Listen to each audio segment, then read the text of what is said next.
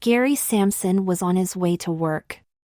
He was thinking about Melissa, who had just broken up with him. She was such a nice girl. They were on their 6th date when he decided to be honest with her and told her he enjoyed wearing women's underwear at times. She left him sitting at the table in the supper club they were eating at. He wondered if in the future it wouldn't be better to not say anything about his hobby at all. He wasn't paying attention to his driving or the cars around him. Suddenly he was thrown against the steering wheel before the airbags deployed. He was thrown to the side a bit and could see out the window. He saw a full-sized SUV against his car. He passed out. The next thing he knew, he was in an ambulance on his way to the hospital. He felt dizzy, and when the attendant asked him a question, he just stared at him. He woke up in the emergency room with a doctor staring down at him. "You have a pretty good concussion and I think some internal injuries. You must have taken a pretty good hit. We have the other driver here and he isn't hurt bad at all, but we have taken blood samples from both of you and in a few minutes we will have a blood alcohol reading back on both of you. You are going to be admitted for observation. I think it will be for 3 or 4 days if everything goes good. Is there anyone you need to notify?" "Yes, my boss. The number is 739-2000 extension 236. We'll call and let them know you won't be in for a few days at least." The doctor left and he lay there wondering exactly what had happened. A police officer came in and took down some information. He couldn't tell him a lot. The police officer told him the other driver was going to be charged with driving under the influence, that he was 3 times over the limit. Then the police officer left. The doctor came back and told him they had called his employer and told them he wouldn't be in for a while. Also that he had a broken arm that was going to be put in a cast before he would be taken up to a room. His thoughts were coming back pretty good when a nurse and the doctor returned. The doctor put a cast on his arm and told him an orderly would be right in to take him up to his room. Less than 5 minutes later, the orderly was in and wheeled him up to his room. He got settled in bed and dozed off. The medicine they had given him in the emergency room made him sleepy. He woke up when he heard a noise in the room. It was the nurse. He noticed she was pretty and she looked too young to be a nurse. He thought she should be in school yet. She took his blood pressure and temperature. He was lying with one leg under the blankets and one leg on top of the blankets. His hospital gown, which he didn't remember, had written up on him. The nurse looked and a surprised look came across her face. "Oh, what pretty panties you have. They are very fancy." He had forgotten he had put them on that morning. He blushed as she arranged his blanket. He was surprised she didn't say anything more about his panties. She left and told him to buzz if he needed anything. He looked around the room and saw a message board that told him his nurse was Angela and the aide was Penelope.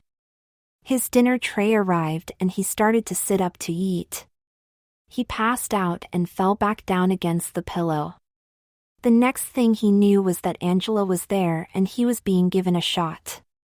She told him he had passed out and knocked his monitor probe off and that had set an alarm off at the nurse's station. Angela helped him to sit up so he could eat his lunch. She left and he started eating. He finished eating and lay back down. Suddenly he felt sick to his stomach. He buzzed for the nurse. Angela came right in and he told her he felt sick and might throw up. She got the receptacle from the closet, gave it to him, and indeed he did throw up. She told him that was common when you had internal injuries. In the middle of the afternoon, a hospital doctor came in and introduced herself. She checked him over and told him he must have had a pretty hard concussion and that his internal organs must have taken a pretty good jolt. She told him he should fully recover from his injuries, but it would take time. The doctor was walking out when Angela came walking in. She told him it was the end of her shift and that LaDonna was going to be his nurse on second shift. She told him LaDonna was a top-notch nurse. He felt better and was able to sit up by himself when supper arrived. He was surprised at how hungry he was. LaDonna came in to check him over regularly. He was glad he wasn't sick after eating supper. The next morning Angela came in to see how he was doing after he ate breakfast. She checked him over. He told her his ribs really hurt. She told him he probably had a cracked rib. The doctor came in shortly after and told him he indeed had 2 cracked ribs. He said that as long as they were bothering him he would order that they be wrapped. Angela came in after the doctor left. She was carrying elastic bandages and a small bag. She started to wrap his ribs. When she was done he did feel better. "As long as I'm here, I have something for you. You should change your underwear every day, so I took the liberty to bring you some to change into. I will help you change." She helped him out of the panties that he was wearing, then took a pair of pink panties with lace trim out of the bag and slid them up his legs. He asked her how much he owed her for them and she told him nothing, that she just got them for him. She left the room and he wondered why she would do something like that. He wondered about the fact that she had brought him panties instead of men's undershorts. She came in regularly to check him over. He was looking forward to her coming in. She stopped in to tell him it was the end of her shift. He thought it was unusual but that it may be hospital policy. He missed her when she wasn't there. The next day she asked him where his girlfriend was. He explained how every time he was interested in a girl and was honest with her, and eventually told her about his hobby, so to speak, she dumped him. He told her the last one immediately, though one had gone out with him twice after he told her, then dumped him.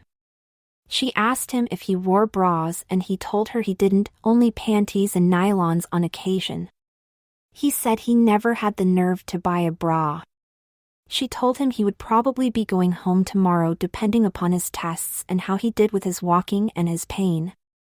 She left and soon came back with a tape measure. She had him stand up and she measured his chest, waist, and hips, then measured his rib area. They were still very sore. She told him they were going to fit him for a rib case to wear for his broken ribs. She left, and he thought, how nice she is. He figured she must surely have at least one boyfriend somewhere. Girls like that are hard to find. Less than 5 minutes later she came back with a Velcro fastening rib wrap. She put it on him rather tight, but it did make his ribs feel a little better. The rest of the day she would occasionally stop in to see how he was and to check his vitals. At the end of her shift she stopped to say goodbye to him. Later he had a coughing fit and the nurse gave him something for the cough. She told him if he kept it up he wouldn't be going home tomorrow. He lay back and watched television the rest of the day. The next afternoon he went home. He had to go get a rental car and talk to his insurance agent. His agent told him they had totaled his car and he would be getting a check in a couple of days, but his rental car was covered by his insurance. He left and went to see his car and was amazed at how smashed up it was.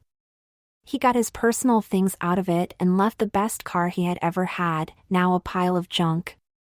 The auto repair owner told him they would give him $75 for it.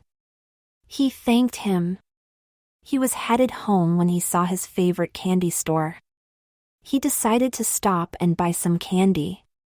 He got some for himself, then decided to get some as a gift for Angela as a thank you for all she had done for him.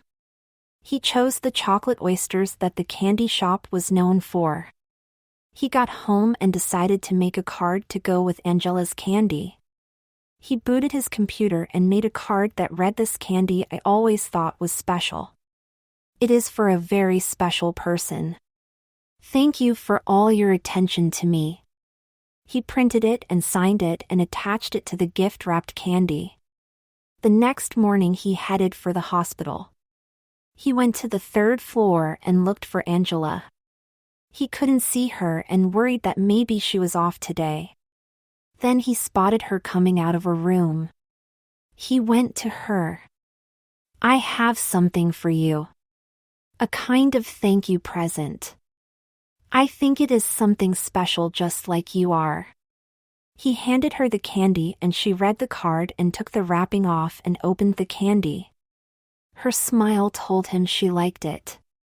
"Thank you so very much. You didn't have to do it." "Yes, I did.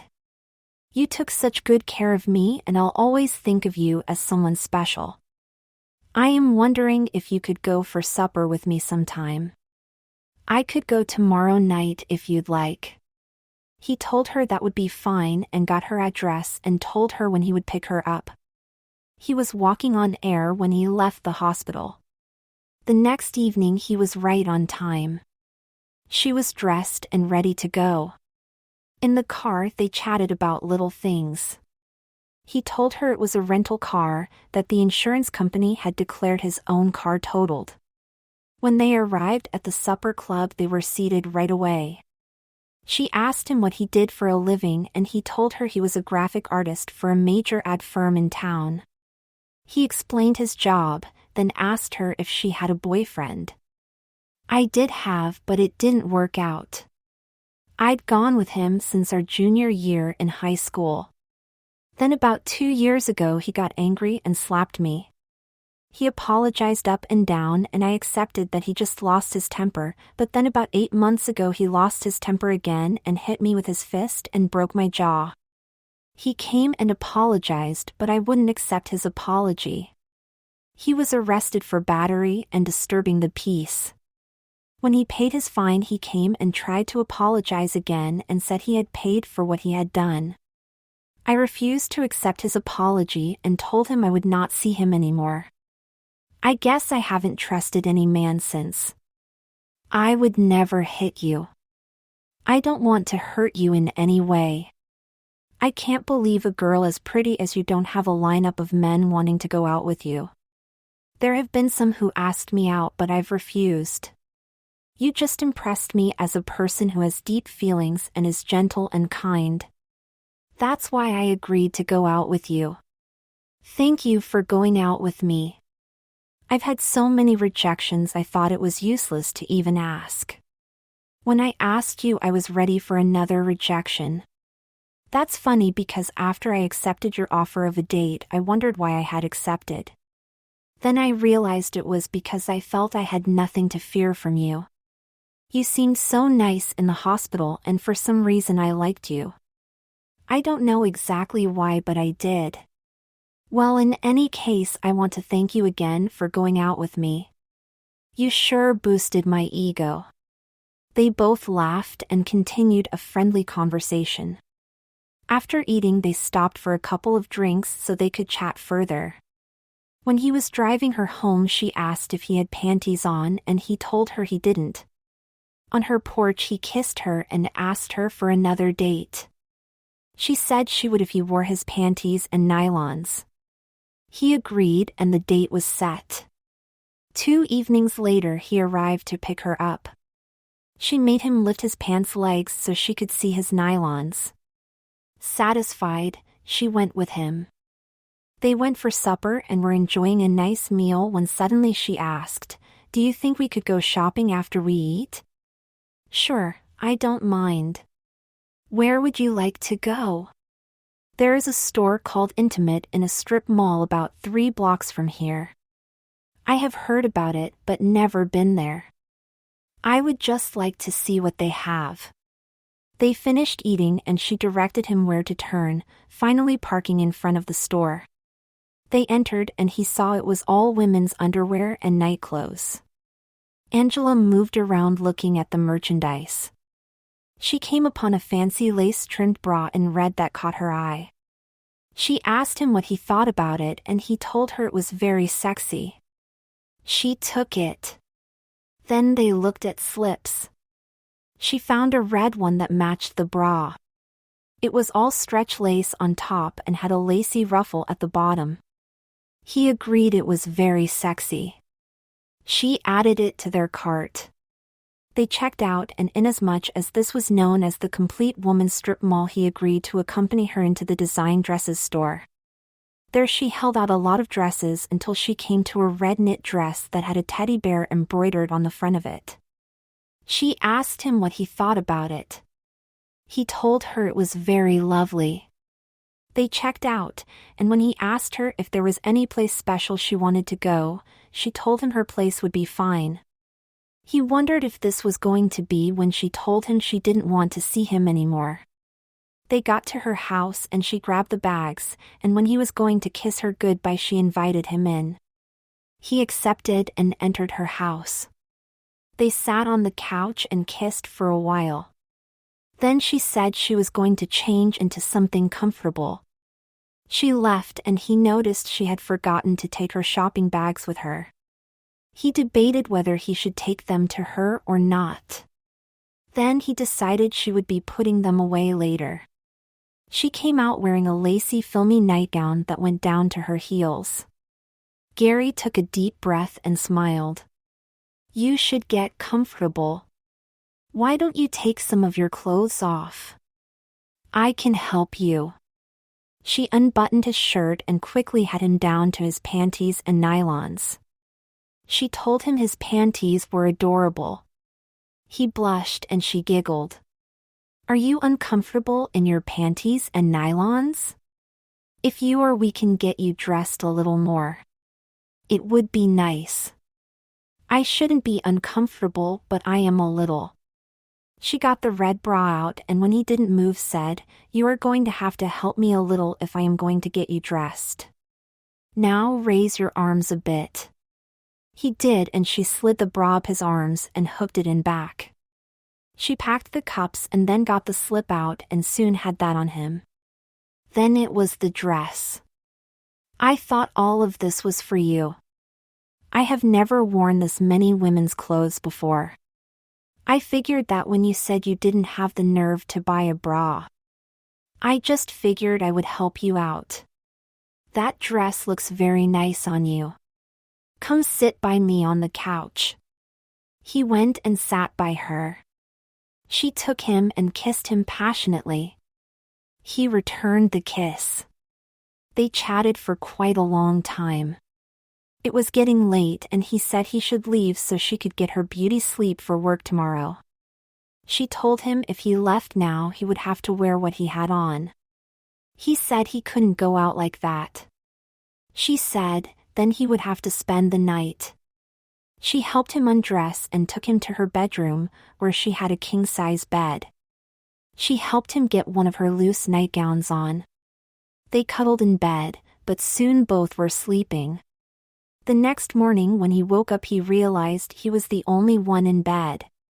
He got up and went to the kitchen. There was hot coffee in the coffee maker. He looked until he found a coffee cup and poured himself a cup. He sat down at the table and saw a note. It read, "Dear, make yourself at home if you wish. Otherwise I'll see you late this afternoon. Love. Angela." He thought about things he could do today. He finished his coffee and went to get dressed. With his broken left arm he had some trouble getting the long nightgown off, but managed to do it. He couldn't get the bra off. He made up the bed and laid the nightgown neatly on it. He dressed in his regular clothes and left. He stopped where he was employed and let them know his left arm was in a cast, and that being left-handed he didn't know when he would be able to draw. They told him they were putting him on paid leave and that his last graphics were so good they were going to pay him a bonus. He went home and did some straightening. He soon became bored and tried to do some drawing. He found out that if he took his time he could do a very little. He started a picture. He was so engrossed in what he was doing that time went by quickly.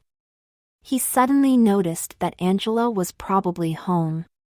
He went back to her place.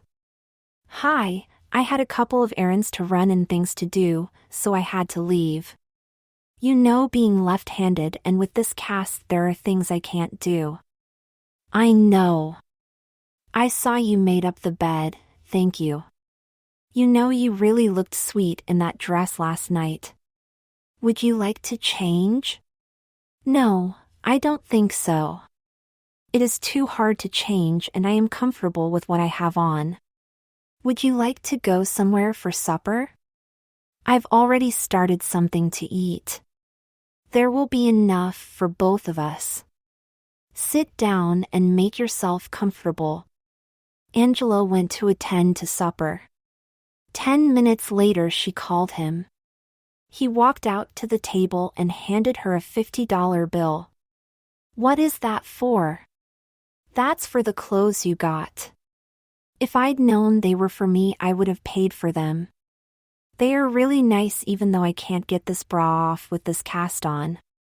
Angela laughed and said, You enjoy wearing it, don't you? It's all right, I guess. But it is rather tight. Bras are supposed to be tight. Did you ever dream about becoming a woman? No. I just enjoy the feel of the soft clothes. It all started when I was very young. I put on some of my mother's old dresses and decided to try her panties. Before I knew it, I was hooked. From time to time I'd wear a pair of her panties. I think she suspected it but never said anything. It's just from time to time that the urge hits me and gets worse and worse until I wear something. I understand. You did look so feminine in that dress. I could tell you were uncomfortable at first, but you quickly got over it. That's because you didn't laugh at me. You accepted me for what and who I am. I really appreciate that. Most women would have had a fit if they saw me in a dress. The girls I went out with had a problem with it. They never thought about the fact that it's part of who I am, that it makes up a part of me. I understand that. It's part of what makes you so kind and gentle. Having had a boyfriend who was the opposite, I think that's why you appeal to me. Do you know what I'm talking about? I understand perfectly. I'm what you need to get over the violence you encountered, and you are what I need to live out a dream. They both knew they were made for each other, but neither one would say anything about it. They continued with small talk and enjoyed each other's company. Later, while they were sitting on the couch, Angela said that her place was big enough for both of them if he wanted to move in. He thought that was a great idea and told her he would give his notice to his landlord. The next day he gave his notice to his landlord. He did some more work on his drawing and just took it easy. He was thankful Angela had taken the bra off of him. The rib belt was bad enough.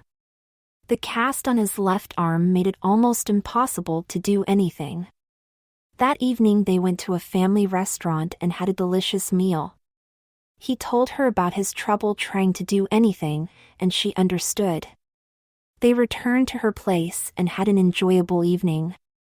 The next day he finished the drawing he was working on. When he looked at it, he thought maybe he could do better, then decided it was too hard to draw with the cast on his arm. That evening he was at Angela's and he handed her an envelope, telling her it wasn't perfect but it was the best he could do under the circumstances. She slowly pulled it out of the envelope. In fancy lettering she read, "My special angel." She pulled it completely out and saw a pencil drawing of her face.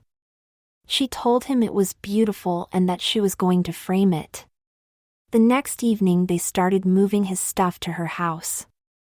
Angela helped him pack the few things he wanted to take. Some of the furniture he was donating to a local charity that provided for needy families. The rest he got 2 co-workers to help move. It only took 2 evenings to get moved. Everything was moved and Gary settled in. The two of them found they had many areas of interest in common. From time to time he would wear a dress from the dresses that Angela got for him. He was getting better at handling the cast and tried his hand at cooking for the two of them. He was becoming a pretty good cook. Angela had several fancy aprons and he wore them. She always gave him a big smile when she would come home and he was wearing one of the aprons. It was bound to happen. One night in bed, Angela asked him if he wanted to make love. They hadn't really made love yet. I would really love to, but when my mother was in the hospital a few days before she died, she asked me to promise that I wouldn't make love to anyone before I was married. I promised her and I am sorry, but I have to keep that promise. Oh, wow. I never thought I would meet any man who wouldn't jump at the chance to make love. I guess we will have to get married to really fog up the windows. He got up and went to the top drawer in the dresser that was his. He came back with a ring and handed it to her. It was an engagement ring. Are you serious? You want to get married? Yes, I do. It would make me very happy if I was your husband. She slipped the ring on her finger and looked at it. What's that little hook on it? He got the wedding ring and showed her how they hooked together. She was smiling wide. You must have thought about this or you wouldn't have bought a ring set like this. I didn't buy it. My mother gave it to me the day before she died and told me to make sure that whoever I gave it to, I should be willing to spend the rest of my life with her. I know that is you. Mom and Dad were married 42 years before Dad died and Mom lived 2 more years before she went to join Dad. I can only hope we enjoy a longer life than they did. You are so romantic. I am sure we can. I am glad I picked you or you picked me. I knew you were special, but I never thought you were that special. But you really are. 2 months later, they were married. Each had found the perfect mate.